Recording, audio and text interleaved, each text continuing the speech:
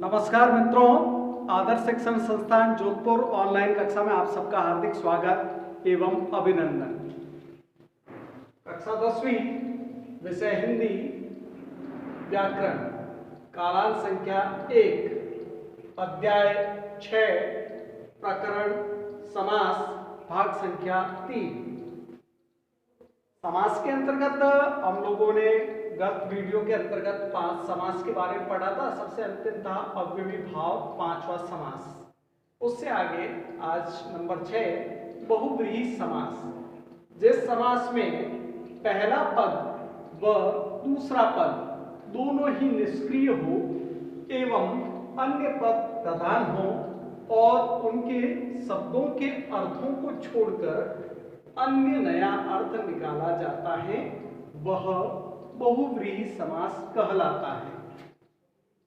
घनश्याम समस्त पद बादल जैसा काला, यह कहलाता है समास विग्रह, अर्थात समास को पूर्व की स्थिति में लिखा जाना। अर्थात कृष्ण, इन दोनों घन और श्याम, इन दोनों शब्दों से जो निकलने वाला अर्थ था और उस अर्थ से अन्य अर्थ या अन्य पद की उत्पत्ति हुई, वह है कृष्ण।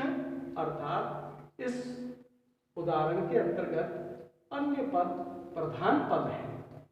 ठीक उसी प्रकार गजानन समस्त पद है, गज के समान आनंद अर्थात मुख वाला, यह इसका समास विग्रह।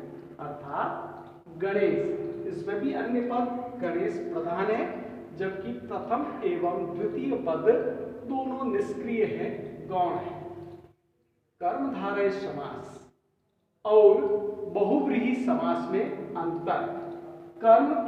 कर्मधारय समास में दोनों पदों में विशेषण जिसे उपमान कहा जाता है और विशेष्य जिसे उपमेय कहा जाता है, इन दोनों का आपस में संबंध होता है।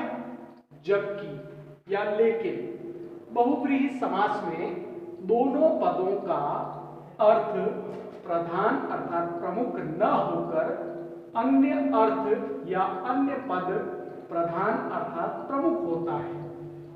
उदाहरण के तौर पे अगर हम देखते हैं तो कमल विशेषण, नयन विशेष्य। समस्त पद के आधार पर इसको इस प्रकार से लिखा जाता है, कमल नयन। कमल के समान नयन, यहीं तक अगर इसको हम रोक देते हैं तब तो वह कहलाता है कर्मधारय समास। जबकि अगर इसे बहुव्रीहि समास के अंतर्गत देखना होता है तो इसे इस प्रकार से देखते हैं, कमल के समान नयन है जिसके, अर्थात विष्णु, इसमें अन्य पद प्रदान होने के कारण यह बहुव्रीहि समास कहलाता है। बहुव्रीहि व द्विगु समास में अंतर। द्विगु समास में पहला पद संख्यावाचक होता है और समस्त पद समूह का बोध करवाते हैं, ज्ञान करवाते हैं। इसमें निर्जीव वस्तुओं का उल्लेख किया जाता है, जबकि बहुव्रीहि समास में पहला पद संख्यावाची होने पर भी समस्त पद से समूह का बोध न होकर अन्य अर्थ का बोध होता है। इसमें सजीव प्राणियों एवं उनके अंगों का उल्लेख किया जाता है। उदाहरण जैसे चौराहा, यह समस्त पद है। विग्रह करने पर 4 राहों अर्थात रास्तों का समूह, यह इसका समास विग्रह है। द्विगु समास के अंतर्गत पहला पद चौ अर्थात 4, यह संख्यावाची है। ठीक उसी प्रकार बहुव्रीहि समास के अंतर्गत अगर देखा जाए तो चतुर्भुज, यह समस्त पद है, 4 है भुजाएं जिसके, यह इसका समास विग्रह है। अन्य अर्थ इसका इस प्रकार से निकलता है, अन्य पद या अन्य अर्थ, अर्थात इसे विष्णु कहते हैं, इसलिए यह बहुव्रीहि समास है। संधि और समास में अंतर। संधि में दो वर्णों का मेल होता है, जबकि समास में दो या दो से अधिक शब्दों की कमी न होकर उनके निकट आने के कारण पहले शब्द की अंतिम ध्वनि और दूसरे शब्द की आरंभिक ध्वनि में परिवर्तन आ जाता है। जैसे लंबोदर, लंब धन उदर, ब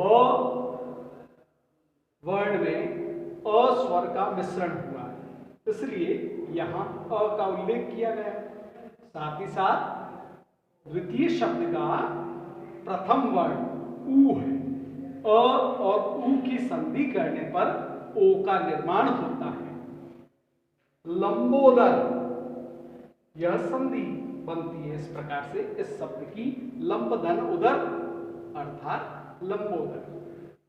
समास, लंबोदर का अर्थ लंबा है, उदर अर्थात पेट जिसका। इसके अंतर्गत शब्दों के समूह के माध्यम से समास का निर्माण होता है। गृह कार्य, प्रश्न संख्या 1, कर्मधारय और बहुव्रीहि समास में अंतर स्पष्ट कीजिए। प्रश्न संख्या 2, संधि और समास में अंतर स्पष्ट कीजिए। धन्यवाद। आज के लिए इतना ही।